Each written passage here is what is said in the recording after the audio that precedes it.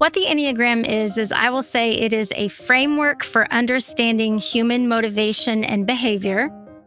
And it is also a wisdom for how to chart a path of personal growth. So, to break that down just a little bit, the Enneagram looks at the subconscious. It taps into the subconscious. And so it really is not just talking about the behavior of people.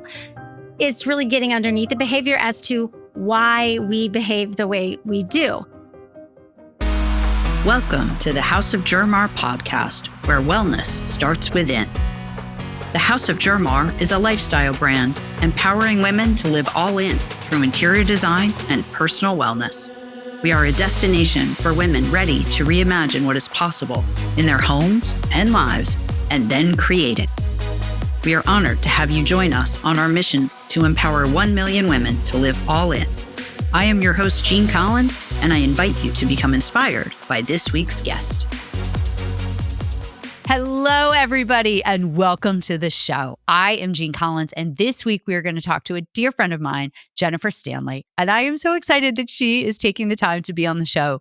We are in a life coaching program together, so that's how I know her, and she is the queen of Enneagram, of which I knew nothing about. I know just a smidge, so she's here to share it with you. And she also is a life coach, just like me. And one of the things that I think is so important that I want to share, which is one of the reasons why I want her on here, is that so many of us are life coaches, but we all have unique niches and we all have unique specialties. And so we can all actually really play really well in the same sandbox and support each other, because we all kind of help different people at different times, and our backgrounds impact who we are as life coaches. So I really want to share what she's working on, because I think for some of the people that listen, it is really impactful. Plus, Enneagram, so cool, guys. So Jennifer, welcome to the show. Thank you so much. I love your show, so it's an honor to be here. Oh, well, thank you. And I will note, I'm going to put this in the show notes, but Jennifer also has her own podcast, everybody, Living Well with Jen. And I give her so much credit because she does that show all by herself and just talks. It's so cool. Well, it's the podcast I run, speaking of the Enneagram, is just, it's all about the Enneagram. And I try to do 9-minute or less episodes. So to be fair, they're very short episodes. Still, it's still work. And you do a lot of them. So it's still work. And we're going to touch on that. All right, before we get started, can you give us a little bit of background about you, who you are, how you got to be a life coach, how you got into Enneagram, where you live, a little about who you are so that people can understand some context behind you? Yeah, absolutely. So I come to you from Indiana, born and raised here. And I have an interesting history with the Enneagram because, it just kind of showed up in the United States. It was developed in Europe. It showed up in the United States in the 70s, okay? Well, my parents actually learned the Enneagram in 1989 and brought it home. And I'm 15 years old at the time. And I think my parents know nothing cool, of course. But then they come home and they're like, we learned about this really interesting framework for understanding humans. And it's called the Enneagram. And they showed it to us. And I was so enthralled with it, even way back at 15 years old. And that was really before it was cool, I guess, before it was memes on Instagram and all the things. My parents happened to be studying with a spiritual formation group and somebody from California. Anyway, it's just so cool how it got to me at such a young age. Now, fast forward 30 years, when I was in my mid 40s, I really found myself in a season of just kind of feeling a little lost in my identity, in my purpose. I had poured myself into a career. I had poured myself into being a mom. I had poured myself into some ministry work. And all of a sudden, as I have found happens with most women in midlife, there was kind of a moment where I was like, now, who am I again? What am I doing here? What is my purpose in this world? And so I really had to take some time to reflect on all of that. And one of the first things that I did was go back to the Enneagram. I had not been studying it in my, 30s and 40s, but it was just kind of always floating around there, just kind of the knowledge I had. And it wasn't a very deep knowledge. It was very shallow knowledge at that time. But I thought, I'm going to go back to this tool that I know can be effective for helping me understand myself in a deeper way. And so that was actually the first part of my personal intermission and becoming, really getting really intentional about what I wanted to create in the second part of my life. And so that's just a brief overview of like how I kind of reconnected with the Enneagram and why it has been just a really impactful tool in my life. Yes. Okay. So for people who don't know, what is it? Because I will be honest, I had absolutely no idea. I joined this coaching cohort with you and you started talking about it and everybody knew what you were talking about. And I had absolutely no idea. And I was like, wow, I kind of feel like I'm sort of connected in the personal wellness and all the tests and all that. I kind of felt like I knew what I was talking about with most things. Yeah. And this one, I had absolutely no idea. So I'm going to assume that a lot of the people listening have absolutely no idea what it is. So what is it?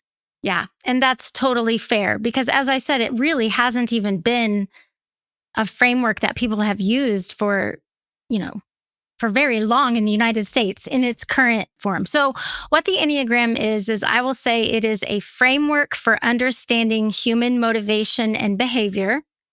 And it is also a wisdom for how to chart a path of personal growth. So to break that down just a little bit, the Enneagram looks at the subconscious. It taps into the subconscious. And so it really is not just talking about the behavior of people.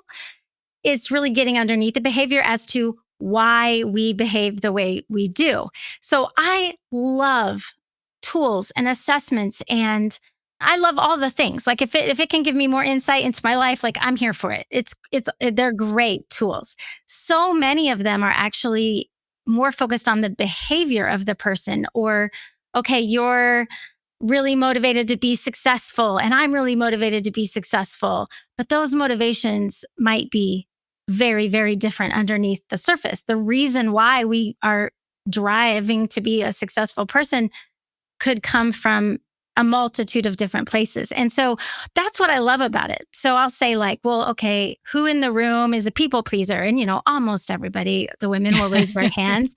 And I'll say, so does that mean we're all the same? We're all people pleasers. And it's like, no, like the reason why someone else is a people pleaser and this person is a people pleaser is because we're all motivated and trying to find something that is different. And so I love it so much because it goes to the subconscious.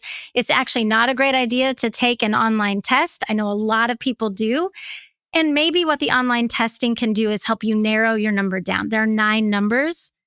The test can help you narrow them down, but only you can know what your actual inner motivations are. And so that's where the coaching piece comes in really handy to have someone to kind of help you walk through how you truly identify your number. I can meet with somebody and I can get to know them, but I actually can't tell them their number because that's something that only they really have access to is that inner motivation. Yes. And you and I did meet. And at the end, you were like, okay, you're either this number or that number. And I can't remember. I'm either a 3 or an 8 or a 3 or a 5 or a 5 or 8. It's one of those 3 numbers. And you're like, I don't know which one you are. So you need, and you sent me all this research and stuff to read, which I'm a terrible student at the time. You found out I was so busy that I didn't read it, but I will before this comes out. I will. And so it was interesting because you did say that same thing, that it is up to me because they were similar. The descriptions of them were similar. And even some of the other numbers, I was like, oh yeah, I can see myself being like that. Yes. But then it was, and correct me if I'm wrong about this, it was really like, okay, but what is the strongest? Like what feels the strongest in terms of innately why you are the way you are? Yes. And I love thinking about the numbers as colors. And so I'm a very visual teacher and a very visual learner. And so when I think about the colors with the numbers as if they are colors, I think about the way that all the colors kind of blend together. And you could be looking at purple, but you know that purple has so many components of other colors in it. And this is the way the Enneagram works within us. Like we're going to relate to lots of numbers because we actually have a touch of everything within us. The key is to go deeply into what is the motivation and is it coming, which center of intelligence is it coming from? So, I don't know how deep you want to go on this particular, interview. If I don't want to bore anybody out of the room, but the numbers come from the three areas of intelligence. So they come from the thinking center. So are you processing the world through thinking? Are you responding to the world with that thinking lens on as the strongest? They also come through the heart center. So are you heart-centered, taking in the world through emotional and relational connection and responding to the world in that way? There's numbers that come from that center. And then there's numbers that come from the gut center, which is instinct, which is doing, which is activation on every level. Like you don't need to think about it or feel about it. You just do it. You just know it and do it.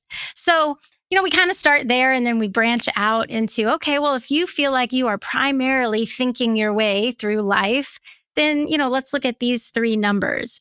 And we can do it in 100 ways. We can look at the human essential need that is within a number. And those would range from safety and security, affection and esteem, and power and control. So I say to people all the time, we all want all three things. Like we all want to be safe and secure, have power and control, have affection and esteem. It's not that we don't want all of them. It's just that there's one that is the engine of the bus. Like it is the one that is just, it's the engine in the bus of life that's really driving. And so somebody's striving for success, to go back to that example, could be coming from a place of this is what makes them feel powerful and in control. Another person's could be success is a result of wanting to feel really safe and secure. And another person's motivation towards success could be, this is how I feel worthy and esteemed. And so you cannot just look at, every successful person out there is this, because what's driving it is that childhood story, the way we want and need what we're out there looking for. Which is so fascinating. Yeah. Okay, so the 3 and the 8, where do they fall? Where do the 3 and 8 fall? So the 3 is going to fall in that emotional heart center. So the 3 is going to be able to, they're going to see relational connection first and foremost. They're going to be able to read a room really well. And what happens with the 3 is as soon as they read the room, they can shape into what they need in that environment to be successful. What do I need to talk about? What do I need to make sure they know that I know about? Maybe I need to look a particular way. Maybe I need to, you can basically chameleon as a 3 to be what the situation requires. And that's how you end up feeling. It's a relational and an emotional center. So it's basically kind of trying to prove that I'm worthy, that underlying drive. For the 8, it comes from a place of really wanting power and control. And the 8 can walk into a room and they will say, when they walk into a room, they will say, okay, who's in control here? And they'll figure it out. And then they'll decide whether or not that person is allowed to be in control of them. And they may be in the room and look like they're following along, but inside they're saying, you're not the boss of me. I am the boss of me at all times. And it's because that's how they feel a lot of power and control. So I can usually ask a 3 and an 8, do you care what other people think about you? And I'm not talking about your innermost circle of people you love the most. I'm talking about, do you kind of care that the Uber driver likes you on the drive or the checkout cashier? Because I'm a 3 and I could say, yeah, okay, deep down, I do kind of just want everybody in the world, to like me because it's that relational center. The 8 is like, I could care less if everybody. Like I am a screaming 8 if those are the two opposites. I want my people to love me and I care what they think, but do I care what a random? No, I do not. And so that's a really fun way to kind of look at the two numbers. It's a perfect example. It's an absolutely perfect example because I'm listening to you talk and a 3 and I was like, okay, like maybe sort of. And then you get to the 8 and I was like, oh yeah, no, that is so much more me. That is just more me and how I behave. So then we'll just use me as an example. Let's say, we determine I'm an 8. then how do you help people with that knowledge? What do they do with that Oh information? man, Jean, I love that you thought to ask this question, because there are so many accounts on Instagram that are absolutely adorable. I love them. I follow them, that have all the fun Instagram memes. Like, if I were a sweater, this is what I'd be. And like all the numbers, or if I was a Starbucks drink, or there's so many fun, silly ones. But as with any tool or framework, if it isn't helping you live a better life, become a better version of yourself, if it isn't serving as a guide or a map to accessing like the most authentic parts of you, then it's like, well, okay, it's really interesting, but like, what's the actual point? So, Right.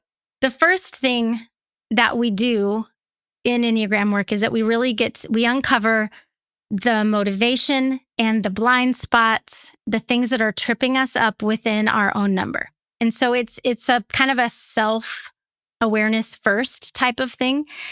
If I know what is kind of trying to sabotage me in the background, then when it happens, I can see it, I can address it.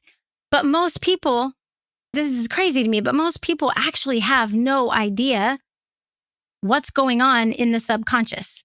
But all we have to do is bring it to the light just a couple times. And then all of a sudden it's like, oh, I see it now. It's like when you get the red car and then you see all the red cars. So, I'm going to go to a different number. I'm going to go to the Enneagram 2.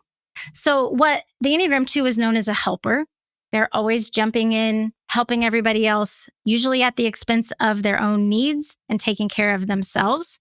And so when we illuminate to the Enneagram 2 that it is actually pride that is driving this constant need to make everybody else happy. It's a need to feel important. It's a need to be needed, the need to be needed. Like when we illuminate that, yeah, it's a little painful at first, but usually, we like to call it like we're letting people in on the joke. Like, so we try to laugh a lot and just go, do you see it? And then it's like, oh my gosh, yeah, I see it, And so once you see it, then the next time you're jumping in to do something that is over the line, no one's asked you to do, and you go, oh shoot, pride is here.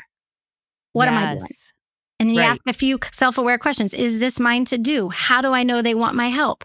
Like those are some of the questions then we equip you with to make sure that there's not something running in the subconscious that's literally, especially for the Enneagram 2, literally almost killing them because they're doing so much. And we can go, wait, hold on. This isn't the best. This isn't the highest use of your gifts, of who you were made to be, of who you're capable of being. Pride is trying to sabotage you. So that's just like one example. And you're probably curious for the 8, right? Yeah, sure. Why not? So the 8, that little monster that is kind of trying to self-sabotage the 8 is called lust for intensity. And so it is a need to experience in an intense kind of way. And so, we'll play that out. We'll show it. And then all of a sudden it's like, wait, why am I, this project actually requires a 6. Why am I going at it at an 11 out of 10? Yeah. And it's just that constant drive for intensity. Mm-hmm. And it often causes you to maybe push away people that are trying to come close to you. So that's an example. Couldn't be more true to me personally. Yeah. And I kind of can twist that to be like, okay, sort of like an overachiever. It's like, okay, why at one point in time do I feel like I need to redo my profile on LinkedIn and redo my profile on Instagram and, update my entire website and, change the about page. And like, I very quickly get myself down this like rabbit hole of work that is not necessarily the best use of my time at that point in time to be driving forward the initiatives that I have.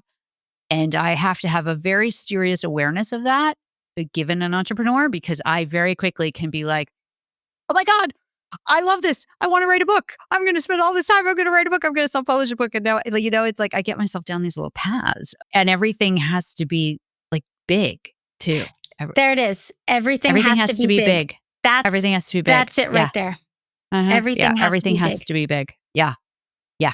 Yeah. It's so fascinating. Yeah. Oh my goodness. Yeah. So it's really insightful when you can just start to like peel back the layers. And it's not just the things that are sabotage. I mean, it's also the things that you're gifted to do and the ways to utilize your number and make it work for you and not against you. Yes. So like Yes. those are really, really good things. Do you think it would be helpful if I just said the sort of the title of each of the 9 numbers? Yes, absolutely. In case somebody, is I out would there love going, that. wait, okay, I don't think Yes. I'm the 3 or the 8. They're kind of talking. Yes. So in a word, the number 1 is called the reformer. And the number 1 is constantly looking out into the world and within themselves, seeing what could be reformed, seeing what could be improved, seeing what could be better, and then feeling a sense of responsibility to fix it. Mm. Yeah. The number 2 is called the helper, and they are looking for relational connection through helping and serving. So, do they love helping and serving? Yes, they totally do. What is the actual driver for that help and service? They want to be connected to people. They need people and connection, and they sense that the only way they're allowed to have that is if they can be super helpful or serve somebody. The 3 is called the achiever, and the 3 is looking to perform and achieve efficiently and successfully. And, the 3 avoids failure. And so what makes me really sad about my experience as a 3 and what I'll often talk with other 3s about is, a 3 will look like they have a lot going on. They can get so much done and they do things that they're very successful at because that's how they're proving their worth in the world, right? Like, well, if I'm successful, then I'm worthy. Okay. How many things does the 3 really want deep down to do, but they're too afraid to try because they're afraid they will fail? So my favorite question to a 3 is like, what are you not doing? Yes. I see that you've done all this successful stuff, but like, what's on your heart that you're not doing? Because you're so afraid you're going to fail. And that's a powerful question. It's a big thing for me. Yeah. Yes. Yes. The 4 is called the individualist, and the 4 wants to be seen and known. They are the most emotional of the 9 numbers on the Enneagram scale, and they want to be known so authentically and so uniquely, but they also believe that everyone else is equally as unique, and they want to know them in an authentic way too. The 5 is called the investigator. This is our deep thinker. This person they're looking for safety and security. They're in that thinking space. And so they are going to be able to take lots of information and analyze it and make it make sense. And the 5 is constantly searching to be very competent and be very independent through their knowledge. The 6 is called the loyalist. The loyalist, they want to do their responsibility, their duties, their obligations. They are always scanning for risks. They are able to do worst case scenario thinking better than anybody. And they sometimes struggle to trust themselves, but they are out there looking for safety and security through being prepared, being responsible, having 7 backup plans. Like that's their way of being very safe and secure. The 7 is called the enthusiast, and they want to avoid pain. So the enthusiast is like, let's just have a good time. They want to have a ton of options out there because if anything gets too painful, they want to move on to the next one. They're so fun to have around. However, they're so quick to avoid pain. And that's the pain of being bored, the pain of mundane things, and pain in relationship or, parenting. I mean, it's a blessing and a curse. Really, it is. So that's the 7. The 8. I know some of those. You do. Okay. Oh, yeah. The 8 we call the challenger. And this is just I'm going to exert enough energy so that nobody will try to control me. The 8 just simply does not want to be controlled. They don't have to be in control all the time, but they will not be controlled by someone else. And then the 9 we call the mediator.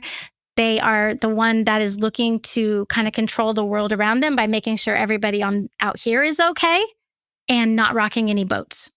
Their favorite phrase is like, let's not rock the boat. Oh, that would take too much energy to enter that conflict. It's easier to just stay quiet, go with the flow, and don't rock the boat. I love that because as you're talking, there's some of them where I'm like, yeah, I could see how I could be like that in certain situations. And others, I'm like, there's absolutely none of that in my personality at all.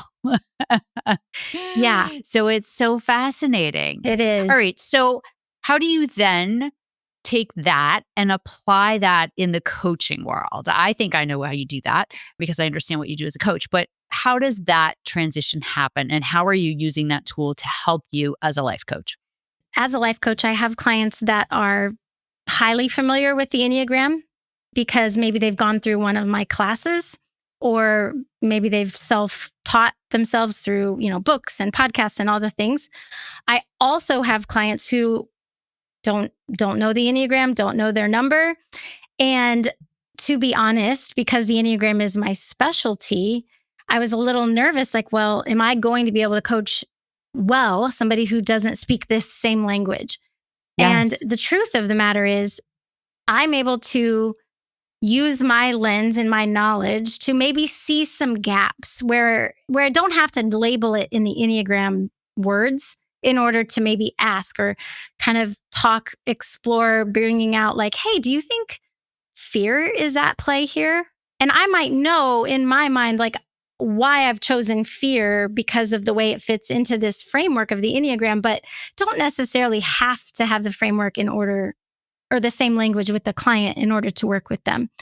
Now, I love working with cohorts of women who have gone through a deep dive with the Enneagram and then kind of putting that together. And that's what I was mentioning earlier before we got on this call here, was that I have a new programming and it's called Intermission.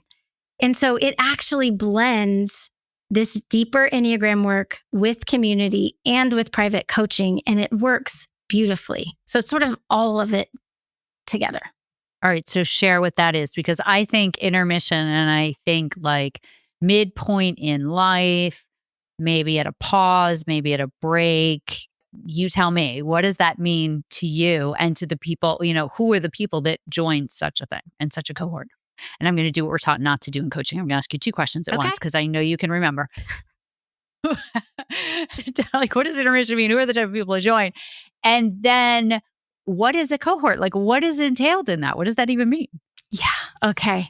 So we've been friends for about, I don't know, all of 2025, at least, anyway, yes, exactly. in our coaching world.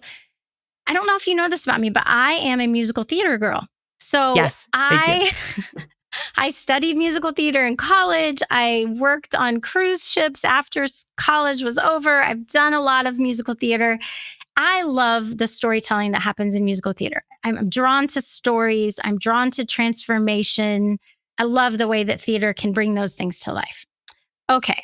So fast forward then to that moment in my life when I was in my mid 40s and going, who am I? Why am I here? What am I doing? I was approaching that empty nest timing. I could see it like very clearly right in front of me. About to happen. And I just thought, what? Is it over? Like, are the best years of my life behind me? Because these 2 children that I love more than anything, I mean, they're going to fly. And what does that mean to me? And I needed an intermission. I needed a pause in my story. And so what I have found is that most women at some point in the middle of the story, in the midlife, which, I mean, technically, is it right in the middle? I hope so. I hope we all live to be 90 or 100 years old, but somewhere between like 45 and 55-ish, there comes this point when it's like, okay, act 1 feels like the story it was really good, or maybe it was really hard, or maybe it was really inspiring, but what in the world? What does act 2 look like? Do I have to just sit back and watch it happen? Do I just wait and see and go, well, I guess time will tell? Or do I get to actually be an active co-writer and co-author of act 2 of life? Yes. And so intermission asks this question, and women, it's limited. I do 3 cohorts a year. It's limited to 12 women. And we kick off with the deeper Enneagram work. We start that first. We kind of get to know each other through doing some private little Enneagram classes where we figure out everybody's number. And then I teach, some of those big concepts with the Enneagram. Then we go on a retreat. This is my favorite part because we just did one in the most beautiful area of Indiana in the fall. It was just gorgeous in southern Indiana. In the spring, when it's snowing here, we are going to head to Arizona and do the retreat in sunny Arizona. So we travel, we go on a retreat together, and that's where we write our purpose statements. We applaud Act 1. We take, what have we learned? What does Act 1 give us that we would not have if we had not lived through what we have lived through? Wherever we are now, whether that's that's recovering from divorce, or whether that's widowhood or empty nest, whatever it is where we are now, what have we been given from Act 1? And how can we applaud that and be grateful for it? And then how can we get really intentional about Act 2? So we take the work and we go, I know who I am now. I know how I'm wired. I know how I'm wired, and I know my unique purpose statement. That's a huge piece of the intermission experience. Sure. Yes. And then we go on the retreat. We bond, we have monthly cohort meeting, and then private coaching to really customize that co-authoring of Act 2 to the individual. Yes. That sounds so powerful. It's been really fun. Do you change every time you do it? Do you feel like you sort of evolve in like a tiny little way? You learn something new about yourself too? 100%. Yes. 100%. Yeah, it's one of the gifts of coaching is that It I feel like is. we grow as our clients grow, we grow too. I learn from my clients every day. It's amazing. Yeah. And it's one of the gifts of self-awareness too, and of being willing to go there and learn more about yourself. Yes. You value that. I know that about you. And I think you said on a recent podcast, sometimes you grow and you become self-aware. And then all of a sudden you look around and you're like, oh, wait, the people I'm with didn't also grow. Yes. That can be really hard, but it's, it's the reality of if there are people that are investing in knowing themselves and their purpose and their life better, and those that aren't, there's going to be a natural separation. It is. I love how you phrased it as an Act 1 and an Act 2, because I also try to look at it as some of those relationships, like they served a purpose at that time, that stage that you were in life, or that act, if we want to use the same terminology. It's like those people served a role in that act. And just because they're not part of the next act doesn't diminish the role that they played in the first act. It just means that character just is not part of the story anymore. And I think coming to that realization helps us get, at least for me, it helped me find peace in the people that had sort of moved out. And then you need that peace because then you can start to recognize the people that move in for Act 2. And they look different. And that's cool. And that's okay. It's like that they're serving a purpose. And many times the people I look at right now that are in my Act 2, they wouldn't have fit in Act 1. Like they probably wouldn't have actually fit with me and that person that I was in Act 1. Right. Like you weren't ready for each other at that point. Right. Both. Yeah. Yeah. And the beauty of it is everyone is invited to grow. Like growth, awareness, it's not a club that's closed. Like anybody can do it. It just it's a little scary. And it's super humbling to be willing to look in the shadows and go, ugh, I don't love that about myself, but I'm willing to look at it because I know that I can grow and shift and change. But I love that what you said about the characters in Act 1 serving a role. And I think that's why it's important to be grateful. Yes. Because it might not have felt like a gift at the time, but our development, the way that we become who we are, is a result of all the chapters before us. All of them. Right. Yes. And with so many different players as well. I think there are a lot of people that are in that age group of the intermission, like you talked about, who are going through a divorce. And that's really hard too, or changing careers, or having parents become people that they are now caregivers of, which is like a whole new role as a human being. And those are just different times and require a lot of inner reflection and growth work and a lot of soul searching to figure out, who am I now? Because my role has potentially changed as well. My identity has changed. Yeah. And, I think a big caution to anybody that's in this stage of life of you're not fully raising your kids anymore. I mean, you'll always be their Yeah. parent, but, maybe you've empty nested or they're young adults. If you don't get clear on, again, who you are and why you walk the planet, Yeah. then that raising the kids energy that kind of got you sucked in, it will just transfer to taking care of your elders. And you have to be able to care for your loved ones in a way that honors them without diminishing who you are this time. Yes. Like you get 100%. to be who you are, and you get to have ownership of that and take care of others, because that's the cycle of life, but without sacrificing your whole self. Agreed. You get to matter.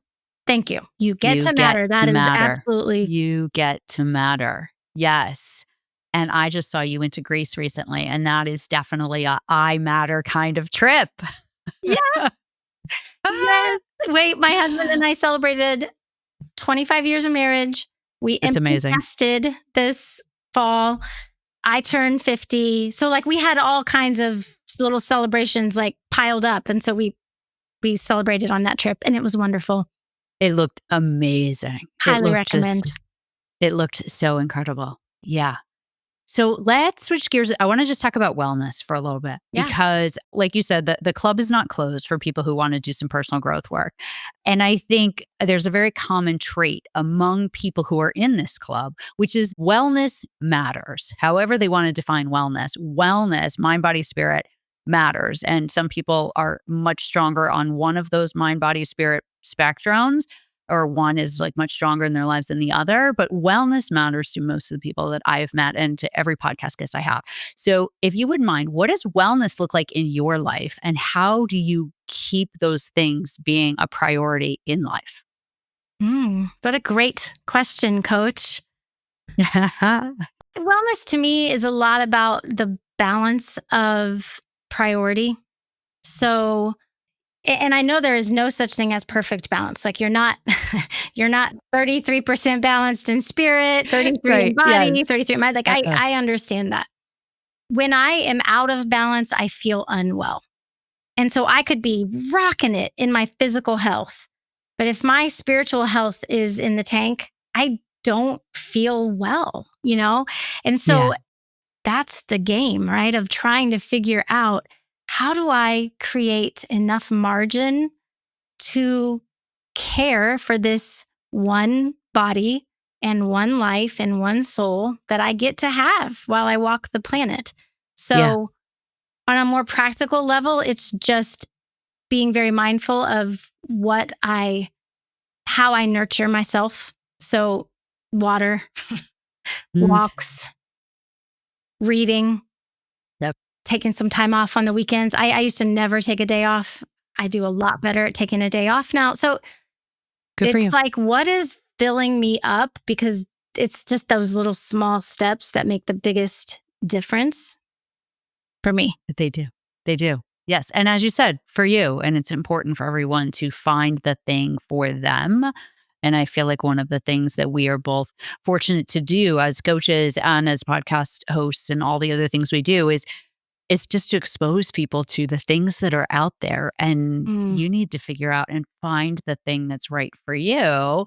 And to bring it back full circle to Enneagram, based on your number, there might be some things that are going to resonate more strongly with you than others, and lean into that, as opposed to trying to be like round circle square peg. Everybody else says I have to go to the gym and sweat and run and do a marathon, and that might not be your jam, and that's okay. Yeah. And how often I think seasons change too.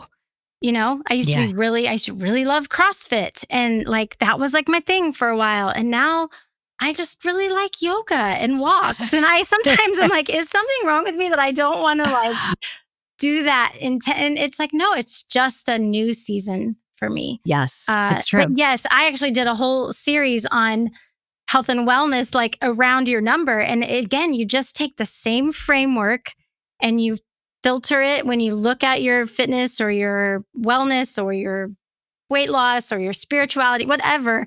And you go, oh, okay. Yep. That's motivating to me. That's draining. This Yeah. is going to be rewarding. And that I'm not going to care about. So you're totally right that in the world of the Enneagram, it can be so beneficial for all matters, parenting, friendship, stress, really Yeah. all of it. Do you use chat? This is a total side subject, but something that just occurred to me. Do you use Chat GPT to help or tell your clients to use Chat GPT to help them understand their number and how it applies to life? Or no, because chat is just such a broad algorithm of pulling data together? Yeah, I was just having this conversation yesterday, and I would say no. So Okay. I will use it to help me start to brainstorm, like for Mhm. podcast episodes or something like that. And so I find it a healthy brainstorming tool for me. But when I go through it and I actually am looking at what it's suggesting, it's not accurate enough Yeah. in my mind. So not Yeah. yet. the- I don't think it's accurate enough yet to really That's why I'm understand. asking. Yeah. That's why I'm asking. Because I use chat, but I feel like it has a time and a place. And I think sometimes in some situations, people tend to rely on it too much Yeah. and it doesn't personalize things enough for them. Like there are people out there that could say, what do I need a life coach for? I have Chat GPT. And I'm like, it's kind of not exactly the same thing. It's not. It's not customized. It's not taking into account. Yeah, it's just not deep enough yet. So like you Yeah. could learn at a very high level. You could learn about yourself, but there'd probably be Yes. a few things that are like, yeah, no, that's not really a thing. And there'd probably be, it'd be an okay place to start, but it's definitely I would rather somebody go to podcasts with, Hmm. Enneagram people that spend their time studying and coaching. The thing with the Enneagram that's so cool is when you study it in a community and you can have such a blast of learning from the other numbers. Because I think there's basically 3 relationships that the Enneagram really helps you nail. And that is the relationship with yourself, Yes. relationship with other human beings. So your family members, your coworkers, just your community, but then also your relationship to to God or the universe or however you want to, word Yes. that. It's like, because we are relational human beings and we are created in relationship and for relationship, it just seems to me like it is such a high value relationship tool. And so when you're studying it together, I have had more times than I could count. Somebody will say that they're having a really hard time with either a best friend or a husband or somebody. Then someone in our cohort is the same number as that said best friend or said husband. And they go, oh, well, like, here's the way I think about it. And then the person is like, what? That's what they're thinking? Oh my gosh. And then their compassion and it's like the disconnect kind of goes away because they have just a better understanding. So all of that to say, Yes. that was a long answer to say chat is not human. So I really think having a human teaching it is best. So podcasts, books, classes, cohorts, things like that. I love it. All right. So you mentioned podcasts. So we're going to come back to where we started. Okay. What made you decide that you wanted to do your own podcast? Two primary things. First, people ask me a lot of questions about the Enneagram. They kind of know that that's my thing. And so they'd say, well, what about like this? And so I thought to myself, that would be a fun thing for me to just talk about and just have out there for people to consume. It's something they could access for free. They don't have to sign up for anything. So I just thought, I think it would be nice to be able to have my own voice in the Enneagram conversation out there. Yes. And then the second reason is frankly because it's so important to me as a tool that has transformed my life and many of the people that then I work with. that I also there's not too much out there. I mean, there's a lot if you really go down the rabbit hole, but I just really want more people to know it from a practical standpoint, which is why I only do 9-minute episodes. I'm like, just a little dose of Enneagram wisdom for the day, And so I do like an intro episode, and then I'll just do one episode per number, 9 minutes or less, and just a little Enneagram bite-sized pieces, I guess. And it's just a great way for people to get exposed to what it means. How do you apply it? What do you do with it? See if your interest is piqued to then take it to another level. It's practical. I want it to be practical. Practical. It's very practical. And so Living Well by Jen, everybody. Yep. Everywhere people can find podcasts? Everywhere. Yep. YouTube and all the platforms. I love it. We will put it in the show notes as well. Thank you. Okay, so before we run out of time, I love to ask every one of my guests if they have a book that they would like to recommend that has impacted them personally or professionally. I am a true believer that books change lives. So what book or books, some people can't narrow it down to one, what book or books would you like to recommend to the listeners? I think I'll recommend the first book I ever read about the Enneagram when I was coming back to it in my mid-40s. And it's called The Road Back to You by Suzanne Stabile. And it's a I've heard of that book. You do have it?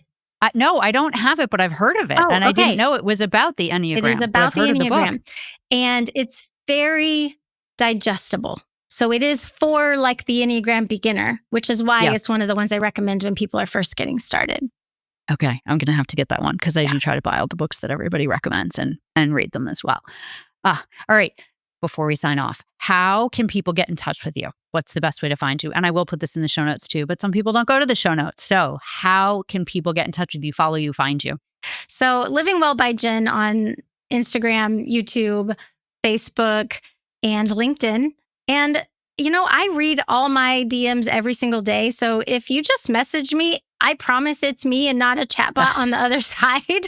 I'm not that, not that cool yet or something. I don't know. I love having conversations with people that are actually listening to the podcast and such. So the best way if you have a question for me is simply just shoot me a message. I'll reply back to you.